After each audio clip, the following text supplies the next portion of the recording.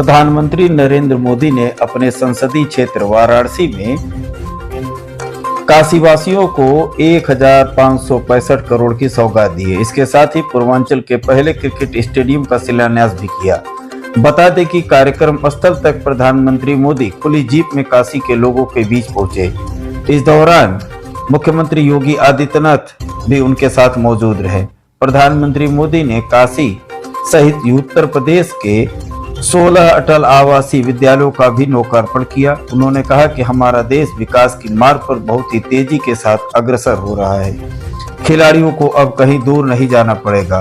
उन्होंने कहा कि भारत खेल के क्षेत्र में भी अपना परचम बुलंद कर चुका है और यह सभी की जीत है, पूरे देश की जीत है और हमारा भारत इसी तरीके से हर क्षेत्र में आगे बढ़ रहा है। हर हर महादेव। उत्तर प्रदेश के मुख्यमंत्री श्रीमान योगी आदित्यनाथ जी, मंच पर विराजमान यूपी सरकार के अन्य मंत्रीगण, जनप्रतिनिधिगण, इस कार्यक्रम में मौजूद देश के खेल जगत से जुड़े सभी वरिष्ठ महानुभाव और मेरे प्यारे काशी के परिवारजनों, आज फिर से बनारस आवे का मौका मिलल हो। जौन आनंद बनारस में मिलला ओकर व्याख्या असंभव है। एक बार फिर बोलिए, ओम नमः पार्वती पतये हर हर महादेव। आज मैं एक ऐसे दिन काशी आया हूं जब चंद्रमा के शिव शक्ति पॉइंट तक पहुंचने का भारत का 1 महीना पूरा हो रहा है। शिव शक्ति यानी वो स्थान जहां बीते महीने की 23 तारीख को हमारा चंद्रयान लैंड हुआ था। एक शिव शक्ति का स्थान चंद्रमा पर है, दूसरा शिव शक्ति का स्थान ये मेरी काशी में है। आज शिव शक्ति के स्थान से, शिव शक्ति के उस स्थान पर भारत की विजय की मैं फिर से बधाई देता हूं। मेरे परिवारजनों, जिस स्थान पर हम सब इकट्ठा हुए हैं वह एक पावन स्थल जैसा है। यह स्थान माता विंध्यवासिनी के धाम और काशी नगरी को जोड़ने वाले रास्ते का एक पड़ाव है। यहां से कुछ दूर पर भारतीय लोकतंत्र के प्रखर पुरुष और पूर्व केंद्रीय मंत्री राजनारायण जी का गांव मोतीकोट है। मैं इस धरती से आदरणीय राजनारायण जी और उनकी जन्मभूमि को सर झुका करके प्रणाम करता हूं। मेरे प्यारे परिवारजनों, काशी में आज एक इंटरनेशनल क्रिकेट स्टेडियम की आधारशिला रखी गई है। ये स्टेडियम न सिर्फ वाराणसी बल्कि पूर्वांचल के युवाओं के लिए एक वरदान जैसा होगा। ये स्टेडियम जब बनकर तैयार हो जाएगा तो इसमें एक साथ 30,000 से ज्यादा लोग बैठ करके मैच देख पाएंगे। और मैं जानता हूं, जब से इस स्टेडियम की तस्वीरें बाहर आई हैं, हर काशीवासी गदगद हो गया है। महादेव की नगरी में ये स्टेडियम, उसकी डिजाइन स्वयं महादेव को ही समर्पित है।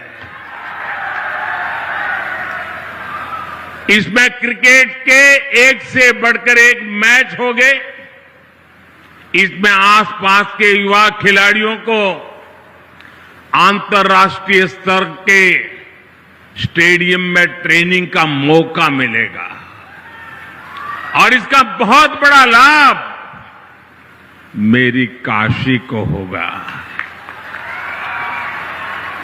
मेरे परिवारजनों, आज क्रिकेट के जरिए दुनिया भारत से जुड़ रही है। दुनिया के नए नए देश क्रिकेट खेलने के लिए आगे आ रहे हैं। जाहिर है, आने वाले दिनों में क्रिकेट मैचों की संख्या भी बढ़ने जा रही है और जब क्रिकेट मैच बढ़ेंगे तो नए नए स्टेडियम भी जरूरत पड़ने वाली है। बनारस का ये इंटरनेशनल क्रिकेट स्टेडियम इस डिमांड को पूरा करेगा। पूरे पूर्वांचल का चमकता हुआ ये सितारा बनने वाला है। यूपी का ये पहला स्टेडियम होगा जिसके निर्माण में बीसीसीआई का भी बहुत सहयोग होगा। मैं बीसीसीआई के पदाधिकारियों का, काशी का एमपी होने के नाते, यहां का सांसद होने के नाते मैं आप सबका हृदय से आभार व्यक्त करता हूं। मेरे परिवारजनों, जब खेल का इंफ्रास्ट्रक्चर बनता है, इतना बड़ा स्टेडियम बनता है, तो सिर्फ खेल ही नहीं, स्थानीय अर्थव्यवस्था पर भी उसका सकारात्मक असर होता है। जब स्पोर्ट्स के ऐसे बड़े सेंटर बनेंगे तो उसमें बड़े स्पोर्ट्स आयोजन होंगे। जब बड़े आयोजन होंगे तो बड़ी तादाद में दर्शक और खिलाड़ी आएंगे। इससे होटल वालों को फायदा होता है, छोटी बड़ी खाने पीने की दुकान को फायदा होता है, रिक्शा, ऑटो रिक्शा, टैक्सी, इनको भी फायदा होता है। हमारे नाव चलाने वालों को तो दो दो हाथ में लड्डू हो जाता है। इतने बड़े स्टेडियम की वजह से स्पोर्ट्स कोचिंग के नए सेंटर खुलते हैं। स्पोर्ट्स मैनेजमेंट सिखाने के लिए नए अवसर बनते हैं। हमारे बनारस के युवा नए खेल स्टार्टअप के बारे में सोच सकते हैं। फिजियोथेरेपी समेत स्पोर्ट्स से जुड़ी बहुत सी पढ़ाई और कोर्सेज शुरू होंगे और एक बहुत बड़ी स्पोर्ट्स इंडस्ट्री भी वाराणसी में आएगी। मेरे प्यारे परिवारजनों, एक समय था जब माता पिता बच्चों को इस बात के लिए डांटते थे कि हमेशा खेलते ही रहोगे क्या, कुछ पढ़ाई वढ़ाई करोगे कि नहीं, यही हुड़दंग करते रहोगे क्या, यही सुनना पड़ता था। अब समाज की सोच बदली है। बच्चे तो पहले से ही सीरियस थे ही, अब माता पिता भी स्पोर्ट्स को लेकर के गंभीर हुए हैं। अब देश का मिजाज ऐसा बना है कि जो खेलेगा वही खिलेगा। साथियों, पिछले 1-2 महीने पहले मैं मध्य प्रदेश का एक आदिवासी इलाका शहडोल के आदिवासी गांव में गया था। वहां मुझे कुछ नौजवानों से मिलने का अवसर मिला और मैं सचमुच में वहां का दृश्य और उनकी बातें सुनकर के इतना प्रभावित हुआ। उन युवकों ने मुझे कहा कि ये तो हमारा मिनी ब्राजील है। मैंने कहा भाई तुम मिनी ब्राजील कैसे बन गए हो? बोले हमारे यहां हर घर में फुटबॉल का खिलाड़ी है। और कुछ लोगों ने मुझे कहा कि मेरे परिवार में 3-3 पीढ़ी नेशनल फुटबॉल प्लेयर रही है। एक प्लेयर रिटायर्ड होने के बाद उसने वहां अपना जान लगा दी और आज हर पीढ़ी का व्यक्ति आपको वहां फुटबॉल खेलता नजर आएगा। और वो कहते हैं कि हमारा जब एनुअल फंक्शन होता है तो कोई घर में आपको नहीं मिलेगा। इस पूरे इलाके के सैकड़ों गांव और लाखों की तादाद में लोग 2-2, 4-4 दिन मैदान में डटे रहते हैं। ये कल्चर उसे सुनकर के, देख करके देश के उज्जवल भविष्य का विश्वास मेरा बढ़ जाता है। और काशी का सांसद होने के नाते मैं यहां आए बदलावों का भी साक्षी बना। सांसद खेल प्रतियोगिता के दौरान जो उत्साह यहां रहता है उसकी जानकारी मुझे लगातार पहुंचती रहती है। काशी के युवा स्पोर्ट्स की दुनिया में अपना नाम कमाए, मेरी यही कामना है। इसलिए हमारा प्रयास वाराणसी के युवाओं को उच्च स्तरीय खेल सुविधाएं देने का है। इसी सोच के साथ इस नए स्टेडियम के साथ ही सीगरा स्टेडियम पर भी करीब 400 करोड़ रुपए खर्च किए जा रहे हैं।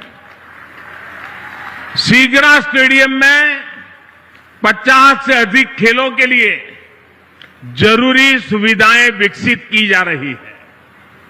और इसकी एक और खास बात है, ये देश का पहला बहुस्तरीय स्पोर्ट्स कॉम्प्लेक्स होगा जो दिव्यांगजनों को ध्यान में रखकर बनाया जा रहा है। इसे भी बहुत जल्द ही काशी वासियों को समर्पित किया जाएगा। बड़ालालपुर, उसमें बना सिंथेटिक ट्रैक हो, सिंथेटिक बास्केटबॉल कोर्ट हो, अलग अलग अखाड़ों को प्रोत्साहन देना हो, हम नया निर्माण तो कर ही रहे हैं पर शहर की पुरानी व्यवस्थाओं को भी सुधार रहे हैं। मेरे परिवारजनों, खेलों में आज भारत को जो सफलता मिल रही है वो देश की सोच में आए बदलाव का परिणाम है। हमने स्पोर्ट्स को युवाओं की फिटनेस और युवाओं के रोजगार और उनकी कैरियर से जोड़ा है। 9 वर्ष पहले की तुलना में इस वर्ष केंद्रीय खेल बजट 3 गुना बढ़ाया गया है। खेलो इंडिया प्रोग्राम के बजट में तो पिछले वर्ष की तुलना में लगभग 70% वृद्धि की गई है। सरकार आज स्कूल से लेकर ओलंपिक पोडियम तक हमारे खिलाड़ियों के साथ टीम मेंबर बनकर साथ चलती है। खेलो इंडिया के तहत देश भर में स्कूल से यूनिवर्सिटी तक की खेल प्रतियोगिताएं हुई है। इनमें बड़ी संख्या में हमारी बेटियों ने भी हिस्सा लिया है। सरकार कदम कदम पर खिलाड़ियों की हर संभव मदद कर रही है। ओलंपिक पोडियम स्कीम भी ऐसा ही एक प्रयास है। इसके तहत देश के शीर्ष खिलाड़ियों को सरकार पूरे साल में खाने पीने फिटनेस से लेकर ट्रेनिंग तक लाखों रुपए की मदद देती है। इसका परिणाम हम आज हर अंतर्राष्ट्रीय कंपटीशन में देख रहे हैं। अभी कुछ समय पहले ही वर्ल्ड यूनिवर्सिटी गेम्स में भारत ने इतिहास रचा है। इन गेम्स के इतिहास में कुल मिलाकर भारत ने जितने मेडल जीते थे पिछले कई दशकों में, उससे ज्यादा मेडल सिर्फ इस साल जीत करके हमारे बच्चे ले आए हैं। वैसे आज से एशियन गेम्स भी शुरू हो रहे हैं। एशियन गेम्स में हिस्सा लेने गए सभी भारतीय खिलाड़ियों को मैं अपनी शुभकामनाएं देता हूं। साथियों, भारत के गांव गांव में, कोने कोने में खेल प्रतिभाएं मौजूद है। खेलों के महारथी मौजूद है। जरूरी है इन्हें तलाशना और इन्हें तराशना। आज छोटे से छोटे गांवों से निकले युवा पूरे देश की शान बने हुए हैं। ये उदाहरण बताते हैं कि हमारे छोटे शहरों के खिलाड़ियों में कितना टैलेंट है, कितनी प्रतिभा है। हमें इस टैलेंट को ज्यादा से ज्यादा अवसर देने हैं। इसलिए खेलो इंडिया अभियान से आज बहुत कम उम्र में ही देश के कोने कोने में टैलेंट की पहचान की जा रही है। खिलाड़ियों की पहचान करके उन्हें इंटरनेशनल लेवल का एथलीट बनाने के लिए सरकार हर कदम उठा रही है। आज इस कार्यक्रम में बहुत से दिग्गज खिलाड़ी हमारे बीच विशेष तौर पर पधारे हैं। स्पोर्ट्स की दुनिया में उन्होंने देश का नाम रोशन किया है। काशी से ये स्नेह दिखाने के लिए मैं उन सबका विशेष रूप से आभार व्यक्त करता हूं। मेरे परिवारजनों, आज खिलाड़ियों को आगे बढ़ाने के लिए अच्छे कोच और अच्छे कोचिंग का होना उतना ही जरूरी है। यहां जो दिग्गज खिलाड़ी मौजूद है वो इसकी अहमियत जताते हैं और इसको जानते हैं। इसलिए आज सरकार खिलाड़ियों के लिए अच्छी कोचिंग की व्यवस्था भी कर रही है।